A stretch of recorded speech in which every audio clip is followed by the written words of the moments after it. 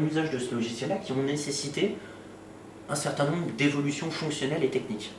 Soit parce qu'il stockait un grand nombre de documents et donc forcément ça introduisait des notions de performance et d'index à améliorer, soit simplement effectivement parce que le niveau fonctionnel n'était pas suffisant.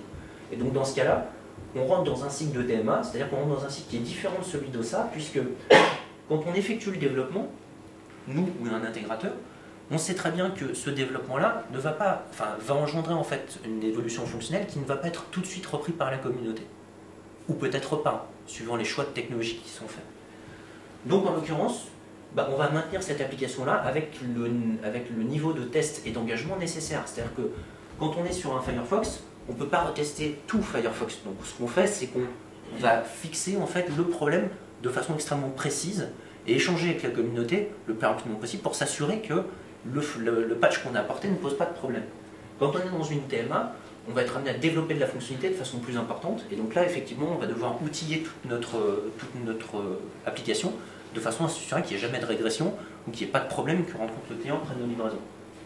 Donc c'est vraiment deux métiers qui sont complémentaires mais différents, puisqu'évidemment, on ne fait pas de TMA sur des technologies qui ne sont pas libres.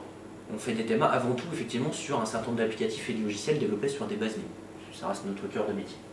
Et puis j'en parlais tout à l'heure rapidement, on a effectivement une fonction d'hébergement quand les clients souhaitent qu'on aille plus loin qu'en fait la mise à disposition de correctifs, mais qu'on fasse également le run de la plateforme, donc l'ensemble de la partie exécution et engagement sur les niveaux de disponibilité de l'application. Donc qu'est-ce que ça donne en termes opérationnels? Quand effectivement quand un client souhaite souscrire effectivement un contrat de ce type-là, il peut effectivement soit avoir un engagement de type support, soit un engagement de type maintenance corrective. Donc là où effectivement on va s'engager sur la partie correction. Sur la partie correction, on peut approcher la maintenance soit par composant, c'est-à-dire on liste en fait composants et versions supportées, soit effectivement on a une approche par bloc, par socle, auquel cas on dit voilà, ce qui m'intéresse c'est pas juste le logiciel Firefox, c'est le logiciel Firefox sur un OS par exemple Windows XP SP2, parce que je sais que j'ai des problématiques particulières là-dessus.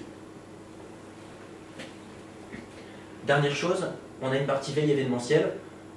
Compte tenu du fait qu'on travaille sur ces logiciels-là, c'est pas très compliqué effectivement de mettre à disposition pour nos clients un système une activité en fait d'information sur les logiciels de leur périmètre, et y compris parfois sur des logiciels que nous on supporte pour d'autres clients mais qui ne sont pas dans leur périmètre directement. Ça vaut notamment pour les logiciels qu'un client souhaiterait en fait adopter, mais sur lesquels il aimerait au préalable suivre un petit peu l'activité de façon à s'assurer qu'il n'y ait pas de soucis. Cette forme-là de veille peut se traduire, on va passer à la slide suivante, sous une forme un peu plus complète qu'on appelle effectivement veille stratégique. Donc là, c'est plus en fait du consulting sur un domaine donné, par exemple un domaine dans la BI. Donc l'informatique décisionnelle, c'est pas un domaine qui est si vieux que ça en fait dans le domaine du logiciel libre. Aujourd'hui, on a deux suites. On a la suite Pentao avec un certain nombre de composants.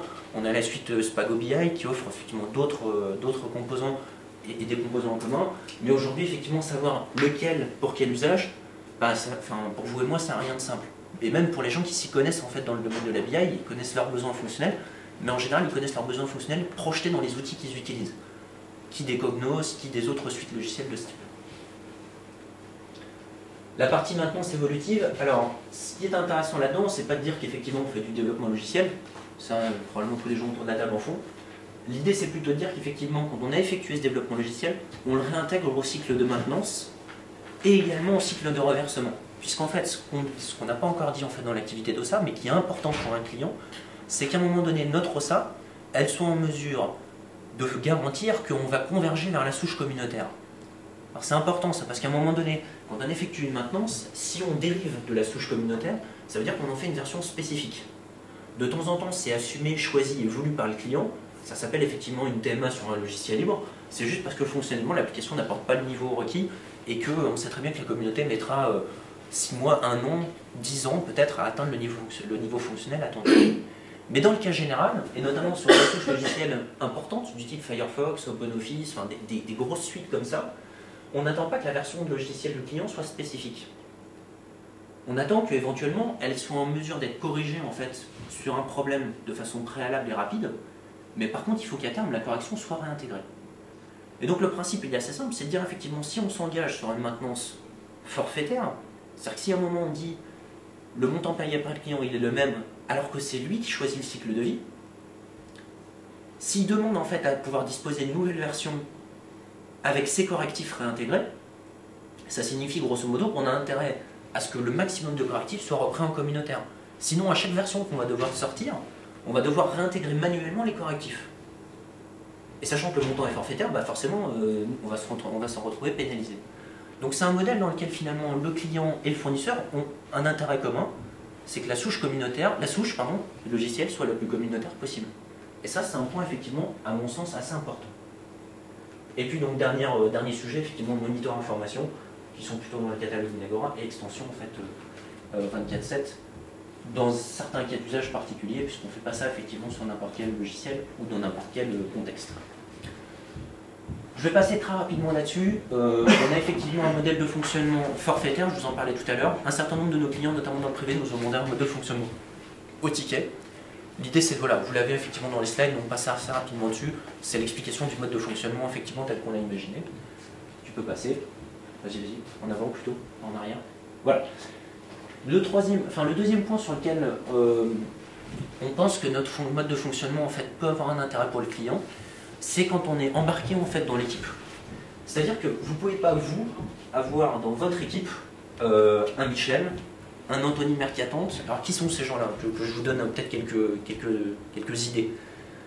Michel, il contribue dans OpenOffice. Et Michel, effectivement, il est project leader sur Tosca, le logiciel qu'il vous présentera tout à l'heure. Anthony, qui est quelqu'un d'autre dans la cellule, lui, il s'occupe de la partie portage de KDE dans Ubuntu, sur la distribution Kubuntu. Voilà.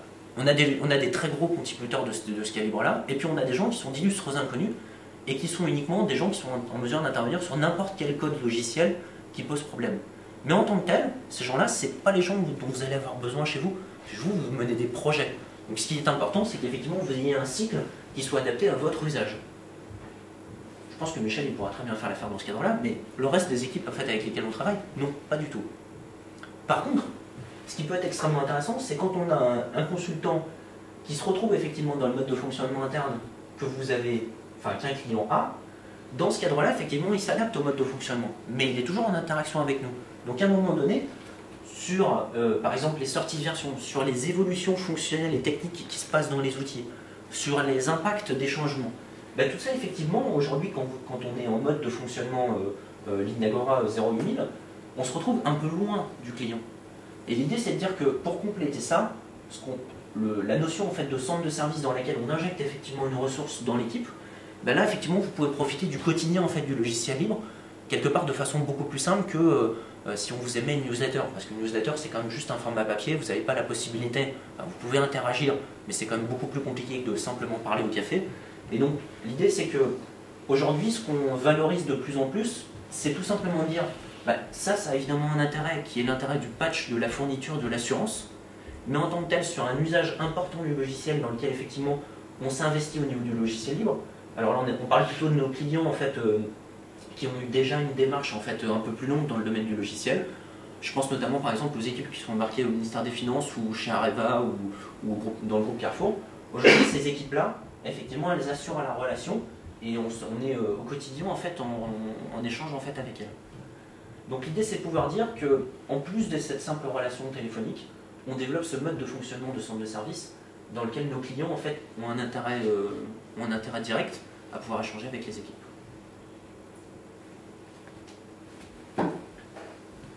J'en ai cité quelques-uns, je ne pourrais pas les citer tous. Aujourd'hui, il y a 150 personnes chez l'Inagora, il y a un peu moins de 150 contributeurs, puisqu'en fait, il y a aussi des fonctionnels et des administratifs chez nous.